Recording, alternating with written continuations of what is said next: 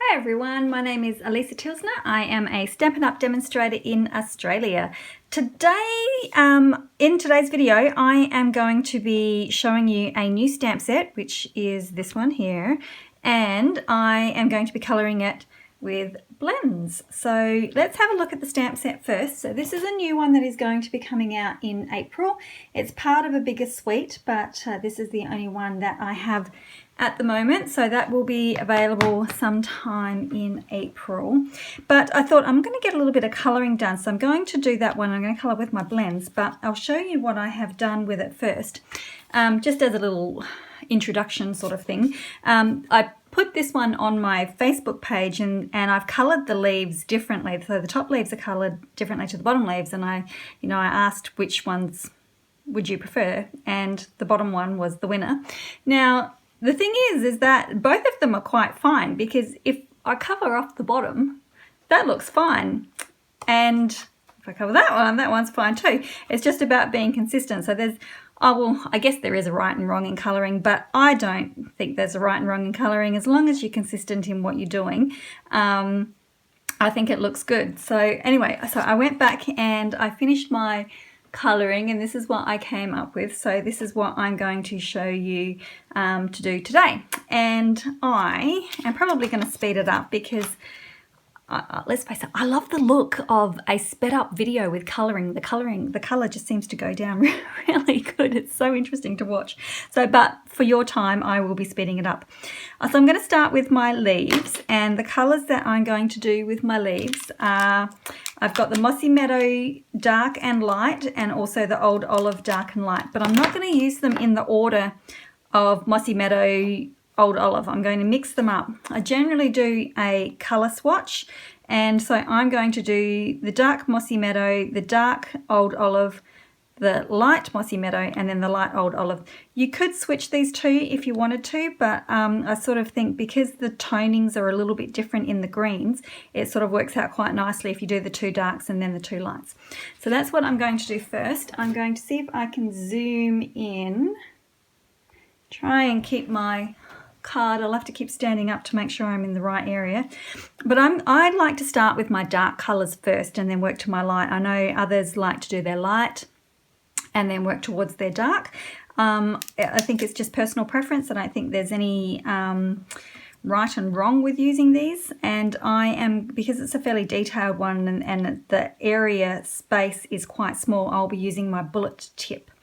So I'm going to start by just going around the edges, because this flower, where shadows would be, because that flower would be over the top of that one. This one's a little bit different, this leaf here, because there's nothing actually over the top of it. So I'm just going to do the bottom area and a little bit up the sides. This one, I'm not going to give you a detailed one of each one, but you just want to go and outline anything that would be sitting over the top of it, because that's where your shadow would be. Okay, so I'm going to go and do that to all of the leaves, and you'll see in high speed anyway. Okay.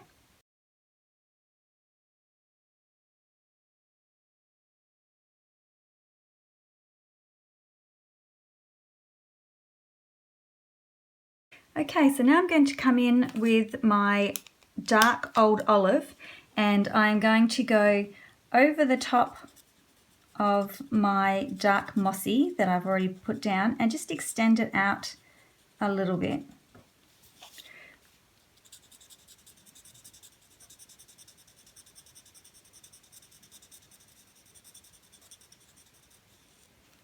Okay, so over the top and just out a little bit further.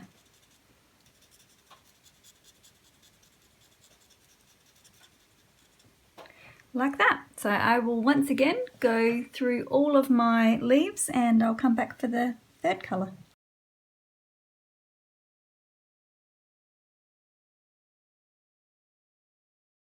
Okay, now I am going to just check that I've got the right one here. So light Mossy Meadow, and exactly the same thing again. Go over what I've already done and extend it a little bit further.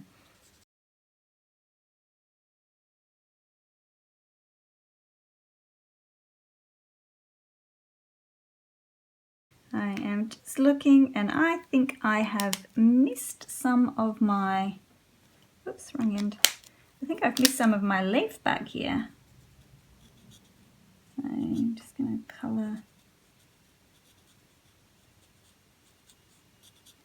It's a little bit tricky to tell in this one, so I'm just going to fix that up really quickly with my Mossy Meadow and my Old Olive. There we go. You wouldn't even know. Okay, so the final colour for my green is my light Old Olive, and then I'm just going to go over the top again.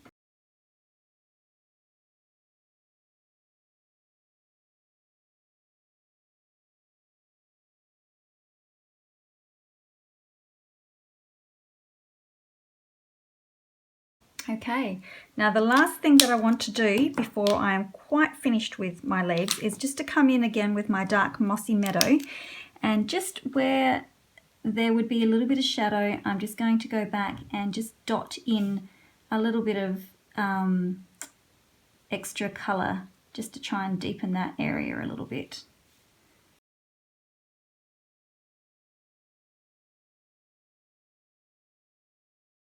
Okay, there is my leaves done.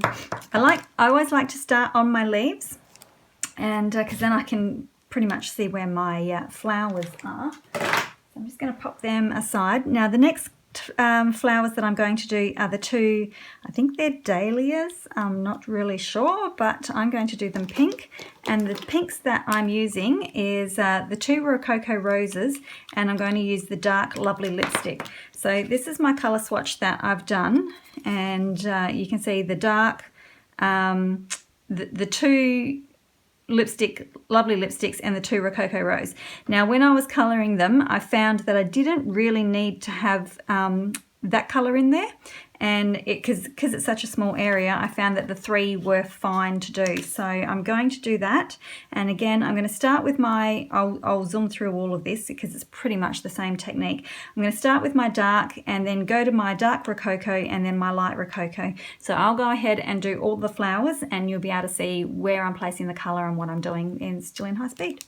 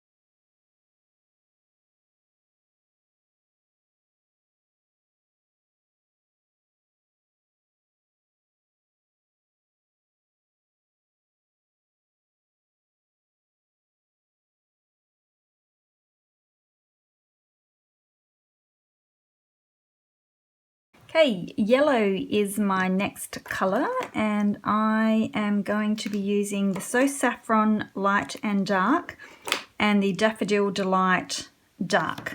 Okay, so I'm just using the three for these ones again. Now these little yellow ones, they're a little bit tricky because they're sort of a little bit more flat. So what I did first was just went around with my dark any areas that were going to be underneath. So where these big flower petals are over the top of it, that's what I did first. Then I went around and went, right, well this flower here is over the top of this one. So I've done, they're both over the top of that one. So I've put my shadow underneath them. These three are over the top of this one. So I put my dark colour around there. And this one is over the top of this one. So I went around over there. Now in some of them, then it comes time to look at them individually, and it's time to go, right, well this little petal here is over the top of that petal, and that petal's over the top of that one, and so on. So it does get a little bit tricky, and I've gone around the circles in dark as well. So it's just a matter of just having a look at it and just guessing where you would have a little bit of contrast in your petals. So that one would go over the top, that one's over the top, etc. So that's what I'm going to do with the dark one, and then with the other light two, I'm just going to come in and do the same technique of going over the top of them and then extending a little bit.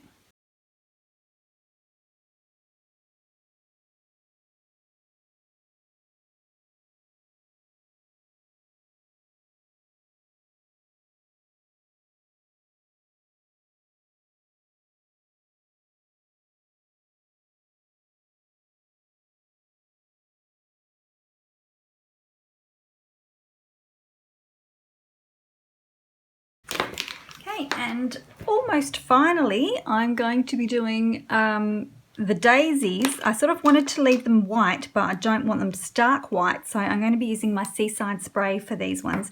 And again, these ones are a little bit, can be a little bit tricky, so again, what I want to try and do, make sure I'm in the film camera, is just go, I'm going to use the opposite of what I've said before. I'm going to use my light one first, and I'm just going to gently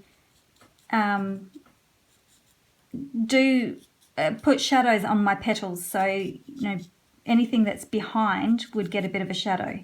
So that bit there's behind, and then when I can't see, I hate to admit, but I just make up the rest. That's not very professional, is it? But if I can't tell, I just guess. And you can always go back and add a little bit more afterwards as well. Okay.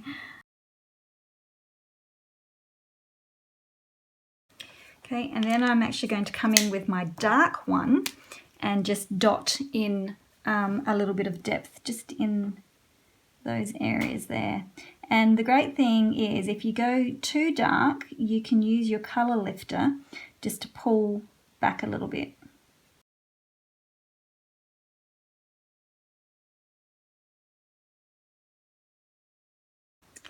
Okay, so if you wanted to, you could get your colour lifter then, if you feel like you've gone too heavy in some places, and just sort of go over the top, and it'll just lighten them up a little bit. Because we do want them white, but we don't want them stark. We just want a little bit of, look like they've got a little bit of shadow going on in them.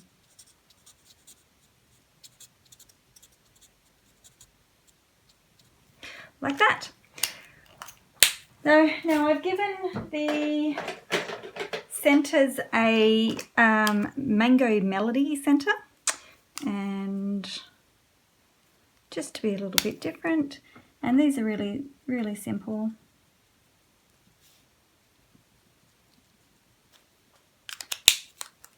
And you can pretty well do whatever colors you want for the centers. I know that sometimes you can get these white daisies with the real purple center as well, so you could do that if you wanted to. I think I came in with the Seaside spray just to try and keep all my color tonings together. Just dab it on. They're the easy ones. And then finally, I think it doesn't matter, I just grab, I'm using daffodil for this one, there's only one there. So that is how I have coloured my Ornate Style flowers. So very, very, I'll bring it up to the camera so you can see how that's done. So hopefully that'll give you an idea of how to colour yours. These are like I've just gone, I sometimes like not to get the designer series paper, because then I'm not swayed by the colours that are in the designer series paper. So this is quite different to what is in the paper. And just before you head off, we are in the last half of March now, and I have a competition going on my blog. Don't run away, because this is what I am giving away at the moment. I can't even get everything in the screen. Maybe if I zoomed back a little bit. So I have got the entire Stampin Blends collection. They don't even fit in this box, to give away to one lucky winner in Australia.